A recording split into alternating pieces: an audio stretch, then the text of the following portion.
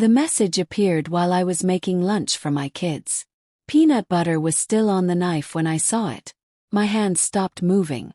I read it once, then twice, then my stomach dropped. I wiped my hands and grabbed my phone with shaking fingers. The banking app took forever to load. When it finally opened, I felt like someone punched me. My savings account showed $412. Yesterday it had $15,412. Just like that. Someone had moved my money at 9:17 this morning while I was dropping Lily and Noah at school. The transfer note said, Family Reunion Fund. My mother's account. Felt hot all over. My hands were sweating. Noah came running into the kitchen asking for juice. Lily wanted help with her tablet. I smiled at them even though inside I was screaming. I gave them their lunch. I turned on cartoons. Then I walked to my room, closed the door and pressed call. Mom answered right away, sounding happy. Oh good, you got my message. I wasn't sure how to tell you, but I figured it's better to just be honest, right? You took $15,000 from my account, I said. My voice was shaking. Well yes, but it's for something wonderful, she said. Your sister Grace and I planned this amazing family reunion at a resort in the mountains. You know that fancy place in Tennessee? The one with the huge lodge and the waterfall. We're going for a whole week in August. Everyone's coming. Your brother Matthew, his wife, all the cousins. It's going to be incredible. I knew that place. I'd shown her pictures last year when I was dreaming about taking my kids there someday. You took my money without asking me, I said slowly. Oh honey, don't think of it that way, she said like she was talking to a baby. Think of it as your contribution to the family. Everyone's chipping in. Well, almost everyone. And honestly, this works out better because, well, we decided it's best if Lily and Noah don't come this time. The room went silent. I couldn't breathe for a second.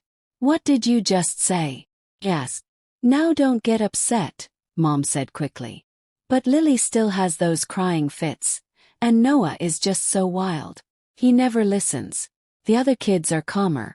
This trip is for the adults to actually enjoy themselves, you understand. Lily was 5 years old. She cried sometimes because her daddy left us and moved away with his new girlfriend. Noah was 7. He liked to run and play and laugh. Normal kid stuff. The other kids are invited. Yes. My voice sounded strange. Well yes, but sweetie, they're different. Matthew's kids are so well behaved. Grace's son never causes problems. Your kids need more attention, and this is supposed to be a relaxing vacation, not a babysitting marathon. We love them, but sometimes grown-ups need a break from difficult children. My hands were shaking now. Not from fear. From anger. When is this trip? Asked, keeping my voice flat. August 10th through the 17th. Didn't you read my whole message? I sent all the information. There's a group chat too, but I figured it would be easier if you weren't in it since, you're not technically coming. There was a group chat. They were all talking about this trip. Planning activities. Deciding meals. Using my money. And my babies weren't even invited. I have to go, I said. The kids need me. Don't be mad, honey, Mom said, sounding annoyed now. You'll see this was the right choice. Sometimes mothers have to make hard decisions for everyone's good. You should thank me later. Hung up. I sat on my bed. My heart was beating so fast. Then I remembered something. Something important. I opened my desk drawer and pulled out a folder. Inside were papers from 2 years ago. Property documents.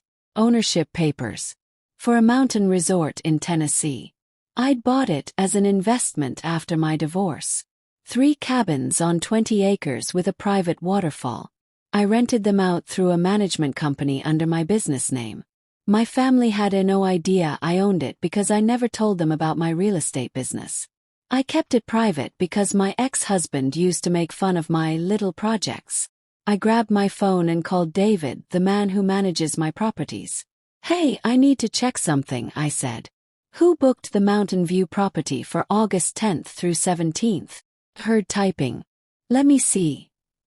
Yes, we have a Rebecca Martinez. That's a big group. 12 adults and 8 kids. They paid the full amount up front. That's our most expensive week. Why? Is something wrong? Rebecca Martinez. My mother's name. Cancel it, I said. Cancel it right now.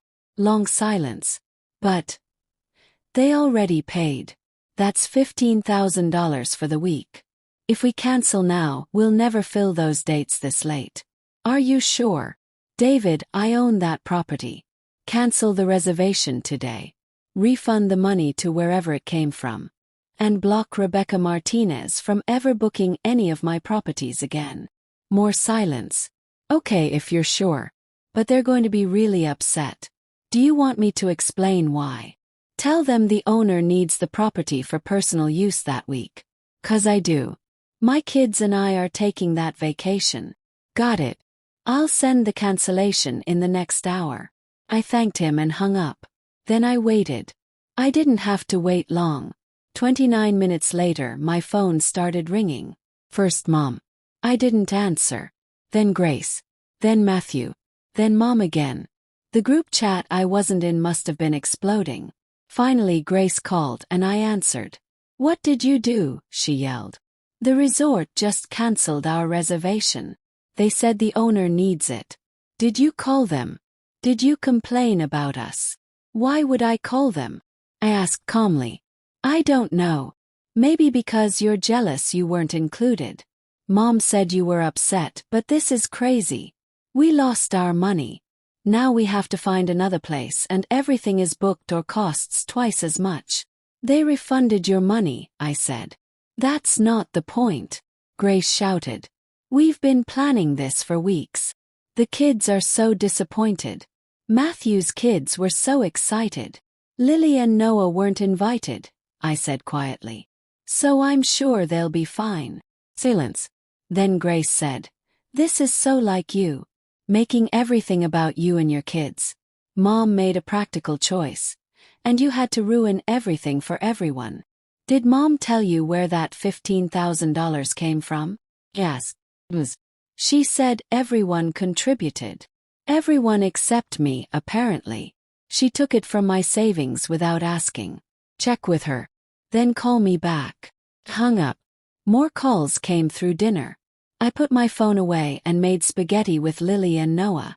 Noah told me about the cool bug he found at school. Lily showed me a picture she drew of our family. Just the 3 of us. Happy. Smiling. Together. After bedtime I finally looked at my phone. 56 messages. The group chat was a disaster. Matthew had asked Mom about the money. She admitted she took it from my account but said it was family money, and I was being selfish as usual. Grace had done the math. The resort cost exactly what was taken from me. Around 10:30 Mom called again. Answered. I don't understand why you're doing this, she said. No apology. Just confusion that I dared to fight back. I was going to pay you back eventually. Now you've ruined everything because you're bitter. You stole from me and told me my children weren't good enough for the family, I said. Which part shouldn't make me angry? I didn't steal. Borrowed. And your kids weren't excluded. It was about fit. The place we chose was perfect for calm children. Mature children who don't need constant watching. The place you chose, I repeated. The mountain resort in Tennessee. Yes. The beautiful one with the cabins and the waterfall. We'd been planning for weeks. But now the owner canceled on us. Some last-minute thing. We're looking at other places but everything is either full or costs $22,000. Matthew found one. But now everyone's fighting about splitting the cost. Why don't you ask the resort who the owner is? Said. What? Why would I do that? Mass. The owner is probably some big company or investment group. The listing shows Martinez Property Holdings, I said. I started that company after my divorce. Used my maiden name for business. The silence was so long I thought she hung up.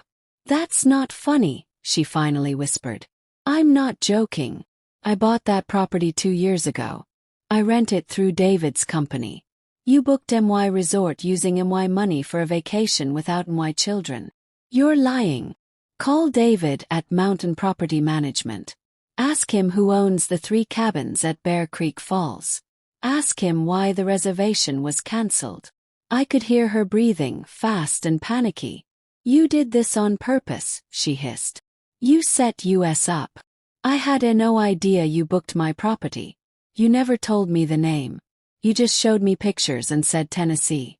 I own 2 rental properties in Tennessee. I didn't know which one you picked until today. If you own it, just let us stay there. Problem solved. No. What do you mean no? I mean no. It's empty now. We've already planned everything. The kids are so excited. My kids are excited now too, I said. Lily and Noah are going to love their first mountain vacation. We're leaving August 9th. Staying until August 18th. You can't do this. Mom was almost crying now. I can. I own the resort. My children deserve a vacation, especially since their grandmother thinks they're too broken to include in family trips. I never said broken. You said Lily's crying and Noah's energy made them unsuitable for family time. You took money that was for their future to pay for a trip they couldn't attend. Why property? Without knowing it. This is cruel, she sobbed. You're punishing everyone because of one mistake. I'm taking my kids on vacation with money that was stolen from me. That's not punishment. That's fairness. Your brother and sister took time off work. Their kids have been talking about this for weeks.